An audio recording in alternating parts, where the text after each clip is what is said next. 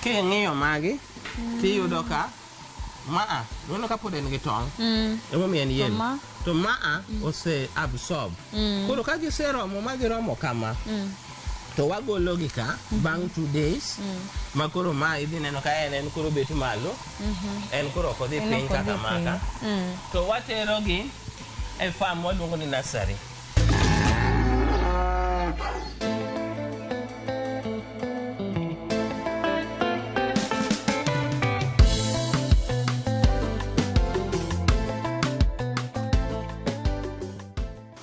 Machiegni janeno maro kaka wuono pod antie Juliet Fish Farm. Ka juma mokalo ne waneno kit rech mabende opidh kae, nonyiswa kit hatchery mabende ne waneno. E pond kocha ne waneno sizes mag rech mabende nitie. Ka juma ni kawuono ni kuma antie ka wadwa neno chiemo mabende kit chiemo miloso ne rech ma idhi cham. Yena monda ka utolo mar waki e chenro mar juma ni kaka pile luonga ni Alori nyaka Black. Machiegni.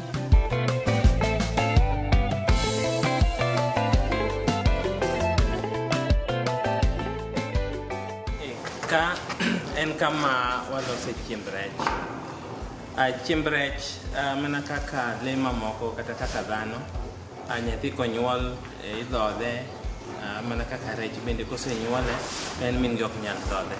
En nyaka wan ema waike, nje wawacho kata kaka waloko gi machuo, tende ni Nyasaye nomiyowa thuolo mar kaka wanyalo keto gik moko mondo otimre makare. Koro ka waselokogi to nyaka wamigi chiemo. Koro ka emwalose chiemb rech ka iluongo ni feed mill gi Kiingereza kata gi dholuo kama ilose e chiemo mar rech. Karibu. Erokamano. To nikech jumani wadwa nyiso jopiny kaka un wegi usebedo kuloso chiemo ma imiyo rech. Ang'o miyo nuneno ni ber ka un wegi kaka jo Juliet Farm utim mae? Kawadok chien kacha ne wawacho ni kata kaka an enoswere. Aparo ni an ema chako commercial fish farming, an be machake Uganda, an be machake Kenya ka. Kane wachake to ne wayudo ka jomiluongo ni feed millers maduong' ahinya ne en unga, gin ema ne gisebedo ka giloso chiemo mimiyo le mamoko kata gwen. To kane wapenjogi to ne ok giikore nikech ne en gima pok achakore, ne ok gine kane ginyalo yude kaka gima loso nego ala maber. Koro kane wapenjo unga to ne ok giikore. Koro kane bende wabiro ka, nwabiro ka wahai gima niluongo ni ESP, Economic Stimulus Program. Dal Economic Stimulus Program ji ne otemo thathni giloso chiemb rech to ne ok giyude maber. Anyalo paro chien kacha kane wachako hatchery, nikech kaka nawacho wane hatchery nyaka nwachako wane hatchery maduong' ahinya Kenya ka nyaka kawuono. To kane wamuso ne jopur rech to gimoro penjowa ni to wan to kare wamiyo rech wang'o, to wang'isogi ni waloso chiemo to mana mag rech wakende.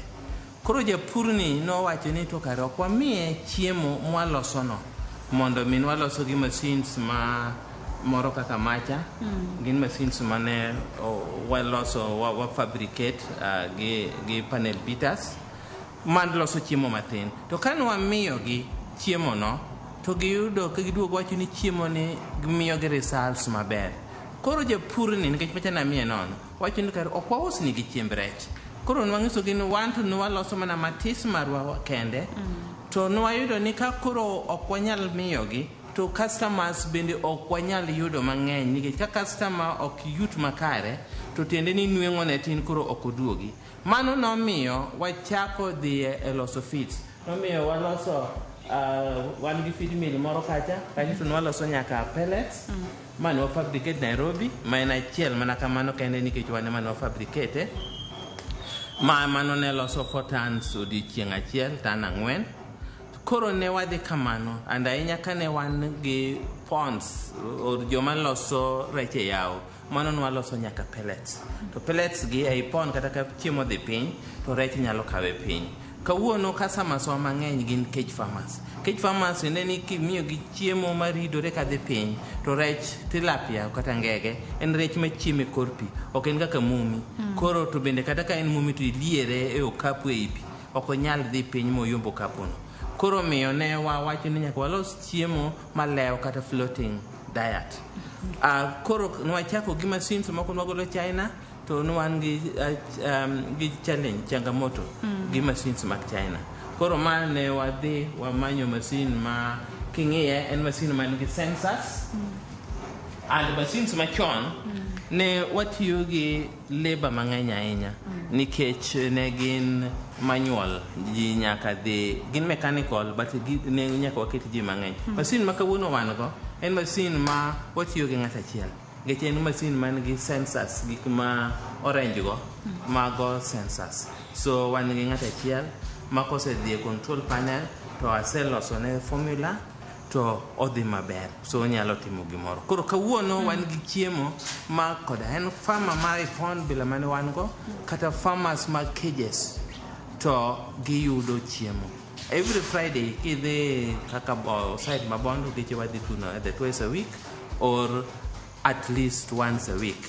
Kawuono tidhi pinjo ka yudo ka fingerlings wa Juliet kendo starter feed teneni chiemo ma rech chako go wa Juliet. Wahero ni wajok wakulima otim neno mar chiemo mwamiyogi gi rech mwamiyogi. Erokamano. To koro rech kit chiemo ma bende uso kae uso gi nango prices chal nade? Wan gi starter feeds aina ariyo. Nitie starter feed ma minimum 28%, but en very fine. Koro en wa prefer ahinya ni joma ne pond, joma tiyo gi rech e ponds. Nikech e ponds ibiro yudo ka chiemo wamiyi to chiemo be ma natural. King'iyo ponds gibiro maralum. Koro tende ni chiemo mwamiyo kata ka ok en high protein to rech yudo protein moko bende e gimaralum mane ponds waluongo ni algae. Jomoko dwa luonge no tuoro to be ok en otuoro to be algae to ma float e wi pino ma green no en biluonge ni algae. Koro achiel wan gi 28%. Ma starter feed en 1,380 for kilo 20 mar bag ka bag en kilo 20. To ne ng'at ma samoro ok nya afford ng'iewo bag no te ntie kaka unyalo sone bei kata nus ne koso timo na? Wan gi minimum mkech wa customers gi at 20 kg. Bechwa no ber 1,380. Then wan gi same starter feed but formula machielo mwaluongo ni 40%. Tende ni 40% kara chiketo e okapu kata cages e nam to gi onge yo ma digi yudugo green algae ma wawacho cha. Koro tende no rely 100% e chiemo mwachiwo. The minimum or rather the maximum growth mar ngege en atamalo 36. To koro waero ni nyithi rech wami 40 atamalo 40 or 40% kisungu. So man starter feed mwaloso. Then one mwalongo ni grower en a bit coarse. Koro can find mar 28% minimum kendo 40% minimum ne rech mosekalo 1 month. To koro ntie kit gigo mabende ikiko e chiemo gi koso mano siri ma un wegi kaka wegi kambi ene munyakano? Aparo ni siri betina ina pinyni though nitiere matis ma ng'ato ritorego ni dala ka dala jomoko ritore kaka gije ritore cha. But my role ahinya aparo ni most commercial farms e Kenya ka kiweyo achiel miluongo ni Kamuthanga mane the Dutch government to develop. Aparo ni ng'eny gi an ma develop gi. Koro mondo develop ji ne ene chunya mondo develop farms. Ok aseneno kata as competitors. Omiyo anyalo wacho ni gik mwatiyogo achiel en ochonga kaka sauce mar fish meal ahinya watiyogo chonga. Ochonga tin wanyalo medo gomena. Then wan gi sunflower seed cake. Mang'eny bende wa import seche moko wayude Kenya ka but ng'eny wa import ahinya from Tanzania. Wan gi wheat pollard, wan gi wheat bran, ahinya magwendo watiyogo.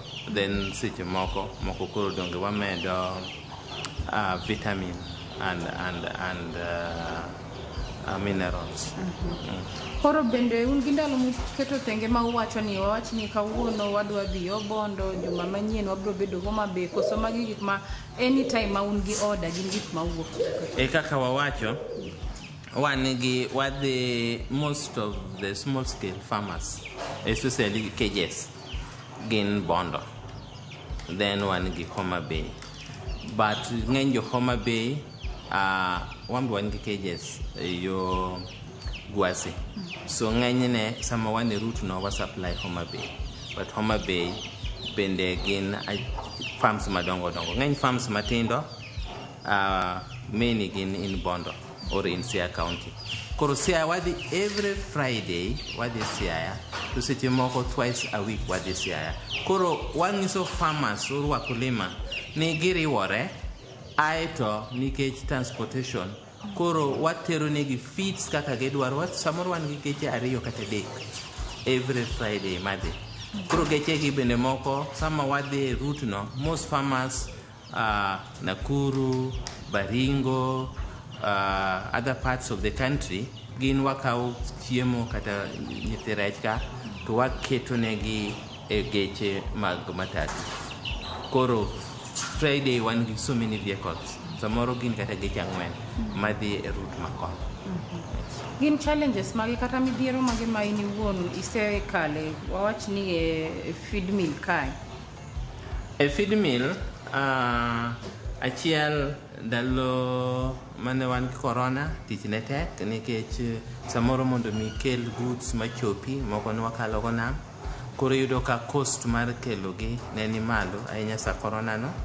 Mar ariyo kokalo gi corona, samoro agricultural by products kata products gin gik moko ma seasonal, koro samoro chune nyaka ting pesa mang'eny mondo wan gi containers chiegni 5 ma samoro ka ochong wuok to nyaka wa bulk gi mondo mi okawa wasama gitin. Koro by the seasonality tende ni ka wuono opor mana ka komena kiny otin, koro samoro yudo ka samonge no to othin to wan gi lori ma otiyo gi mafuta mang'eny, koro the cost dhi malo nikech en gima seasonal. As chal gi bende sunflower seed cake ng'eny ne samo wagole nyaka Tanzania, so samoro there are delays in the border. Moko bisa ne wagolo Migori, kidhi Migori tung'isi ni ne gin mana gi tan 20 kende, nikech en gima seasonal. Sama gi harvest to ng'eny, sama onge harvesting othin. Koro seasonality ni wayude nyaka kata gik machal kaka wheat pollard, wheat bran, moko kaka Mombasa Millers, kata kuonde mamoko gibiyudo ka the seasonality. So seasonality tende ni miyo price variation. Sama aloso feed ng'eni ka samas no ng'e ni gin gidwaro 1,330 and 80 ka en 28%, ka en 40% ging'iyo gi 2,000. Mondo ing'ise ni ka wuono ne wayude yo matek, iyudo ka koro dhi chwanyori gi japur. Koro mago challenges mwayude feed mill. Then power outage, yudo kaka wuono power nitie, kiny power onge. Samoro kaka this week ne wadwaro milling mang'eny, yudo ka power no pod onge. Koro mano is a major challenge e Kenya ka. Ng'eny many countries power must be there. Pinje mang'eny ka power onge to ji tho. Koro ng'eni they know better ni power no kik bed maonge. To shelf life mar chiemo ni koseket gi e gunia ginyaka o kinde marom nade? 6 months nikech ng'eny waloso very dry feeds aeto wachako dry gi kendo. Koro wawacho ni onego gibed used before 6 months. To kisungu moro luongo ni a rule of thumb. Rule of thumb tene ni kaka gik moko waero mondo bedi en ni an dagombo mondo mi atigi chiemo kapok okalo 3 months. So for best use 3 months, but also ingredients matiyogo kaka kanendo mino natiyo nyaka gi maize rice bran, to ndalo moko ne ka test foods ayudo ka there was aflatoxin. Koro kadhi ang'iyo ingredients manene aflatoxin tayudo ka en rice bran, the dominion wa processed rice, kendo iyudo ka ne en meat and bone meal mane wuok at the river. Kawuono iwinjo ka formula na onge rice bran, onge meat and bone meal. Meat and bone meal is a very good source mar protein miwacho cha, tawe nikech ne wayudo ka aflatoxin samoro bede iye. So ka feeds kala chiel ni en aflatoxin, chiembwa wasetest aflatoxins, ok wayudo momiyo wagolo gik ma easily nyalo kelo aflatoxin. So chiembwa are safe gi 6 months. To wang'iso jopur niya, samoro amora ma in gi chiemo wa assume ni ikete kama dry, ok ikete kama wet. Koro nyaka in bende ikete wan gik mwaluongo ni pallets, nyaka ikete pallets mobedo aerated.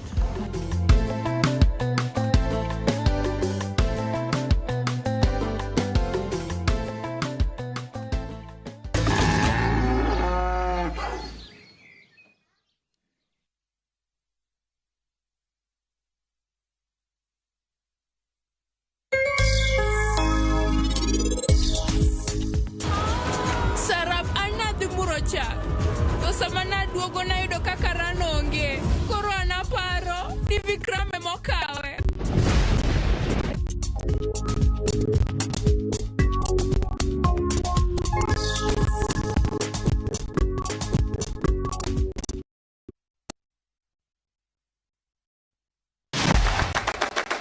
Chenro mami thuolo mokwongo mar neno kendo winjo gik motimore e paw tuke. Anyisi ni mpira yeteka eri mokalo e paw tuke. Kochakore gi weche mamulo chuny nyaka mago mamulo pach ji. Wan go duto. 7.65, can you believe it? Mbaka makende gi jotugo kod joma ong'ere weche tuke. Jong'e man jo Kenya jong'wech. But ka jomoko nobiro kod tuke moko ma ok en popular ahinya to ne gibiro gi perform maber kaka yiego. Nonro matut kod weche manyien mag tuke mowuok e piny mangima. Football is not only physical, mentally teacher benity. It calls for more character than just being a legend. Paw tuke, kama tuke osiko, ngeso ka ngeso, saboro odiochieng'.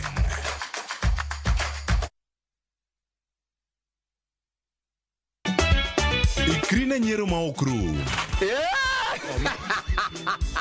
Riwri kodwa e tugo man gi mor gi nyiero mochwere. Ang'o momiyo itimori ka jo Homa Bay? Onge wach moro minyalo mede. Tich abich ka tich abich ne chenro mar Nyarkochia.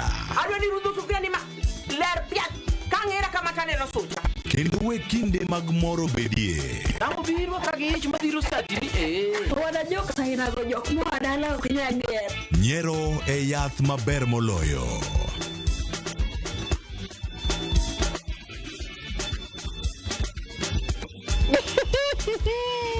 Nyarkochia, tich abich ka tich abich, saa 1:45 otieno. Kik bai.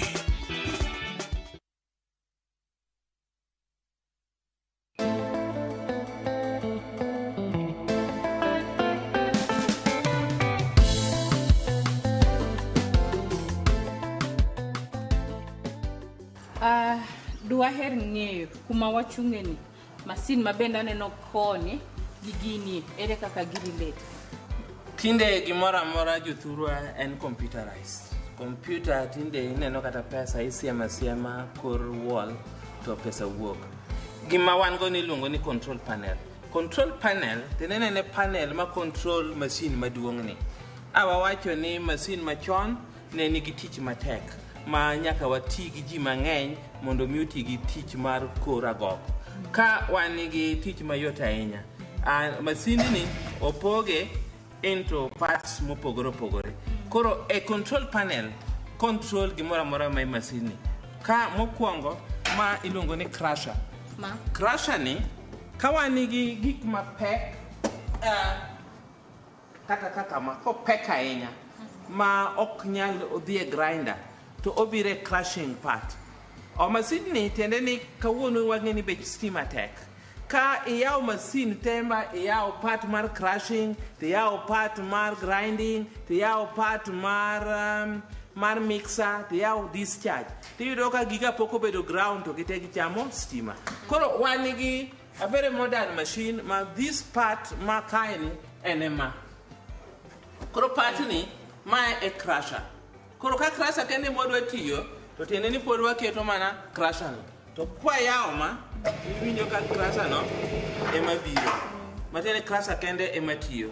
To ka giko oge ma wakete crusher ka te gibedo crush, gisebedo crush kata parts gin ma tindo to ma grinder nyalo to wabire a grinding station. Inyalo neno ka ondik ni 12M crusher.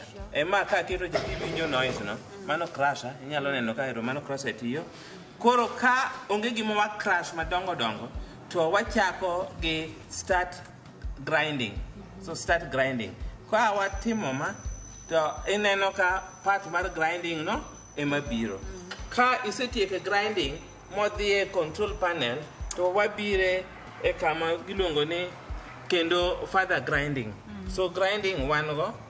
Ai to kwa say grinding wadhi e kama koro wa mix gi ka wase grind koro wa mix gi koro wanenan grinding. Koro kikelo to yudo ka ma control part midwaro no. Koro dhi adhiya kamano ma wadhi kuma discharge. Kiketo ma tineno ka koro light makagi ema tiyo. Koro gima wanene control panel ja ma ende e crusher. Ng'enyne seche mang'eny crusher ka waonge gi gima pek mabedo crush to ng'eny okuti. To ka wan gi mashinde awachni kata wan gi bones gik mapek kabisa manyaka bie crusher en gima pek bende kabisa. So ng'enyne wa overlook the crusher wachako gi the grinding section. Koro kwase biro mano wan gi further grinding mano to wabire e conveyor belt. So fix donjo gi ka to dhi e conveyor belt kwa e conveyor belt to wadhi e kendo odhi malo to biro kendo e storage. Ka store kose store to wan gi the option mar wanyalo gole gi ka kata wa connect to chako biro to wagole gi ka.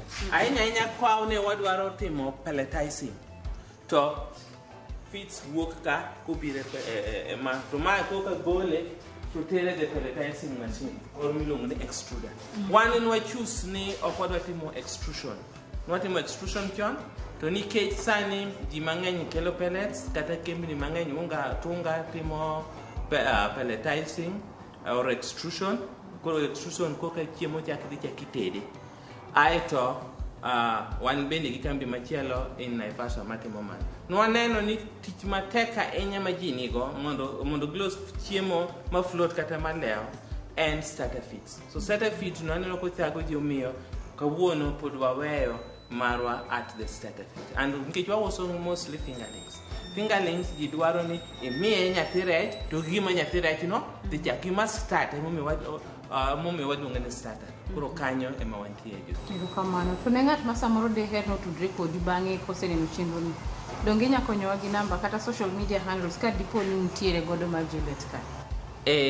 Namba nitiere namba bende mar kambi to kendo gi namba mara bende ma ka japur nigi tabu to nyalo wuoyo koda. Koro mara en 0722 958594 Enos Were. Aparo ni nyinga no kata rech bende kowinjo to bet gi jamor. Koro akwayo ni kinyiso rech ni Enos Were to gidhi dongo maber. Koro ka chiemo osewuok kaka wa keto cha. Koro ma ema wawacho ni wan gi starter mopogore kaka meneno ka 40% starter ma wauso siling 2000 or siling 2000 kum 20 kg ma ahinya wa prefer ne jogo matimo man gi cages in the cage farm nikech ma habira high quality protein wan gi kendo ma 20 kg kama ma waluongo ni minimum 28% basically 30%. Koro mano what's also 1380 alufachiel miade gi prabor. Koro kaka king'iyo ma is a bit kosher.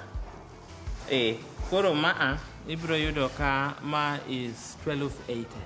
1280 tene grower mar minimum 28%. Koro grower tene ni okorege ma fine ahinya. Wamiye rech mosekaw dwe achiel kata ka cage kata ka e pond. Koro the formula is the same. The kakimedo grego chiemo mondo bed ma thindo kabisa kaka stima imedo tiyogo. So the difference or pogruok e kind grower ma minimum 28% to get starter ma minimum 28% en mana ability mar grinding the screen mwatiyogo. Nikech mi grind mathin ahinya stimo tiyo mang'eny moingo ma ok grind ahinya. Then 40% mar ma iyudo kama 2000 mang'eny 2000 ka wan gi ma ok fine ahinya ibiro ka dhi for about 1800. Awach mogik ne janeno ma kawuono. Wach mogik wawacho ni Juliet Fish Farms what pride projects ma wa develop and ahinya wa ero mondo mi wa jiw jothurwa mondo tim fish farming. Mondo Kenya ma wan go kata ti area ma wan go en rech. Wasewacho ni ng'enyne joma ng'eny ahinya kaka an chulo pesa mang'eny ahinya at least 50,000 every day kata ka gombaka to jothurwa makoni ng'enyne wasewacho ni yie timo ni kata nono nikech ohandwa ok wasebedo kwa dhi maber ahinya. So an bende asemanyo contribution manyalo konyogo jokanyana iyudo ka koni anyalo mi advice kiyuda bende anyalo biro thuolo jomoko kaka mine kaka widows samoro abiro at my own expense mondo mi abi akonygi. Koro wajiwo jokanyana ni wan gi mwandu maduong' ahinya wanyalo loso kata 500,000 tons mar rech e Lake Victoria makorwa koni. Ajiwo yuduru namba na ayie ni katigocho na mana midnight ka rech ni ok dhi maber ahinya ka en agent ibiro yuda to adwa mondo akonyu mondo mi watim economy marwa odhi maber.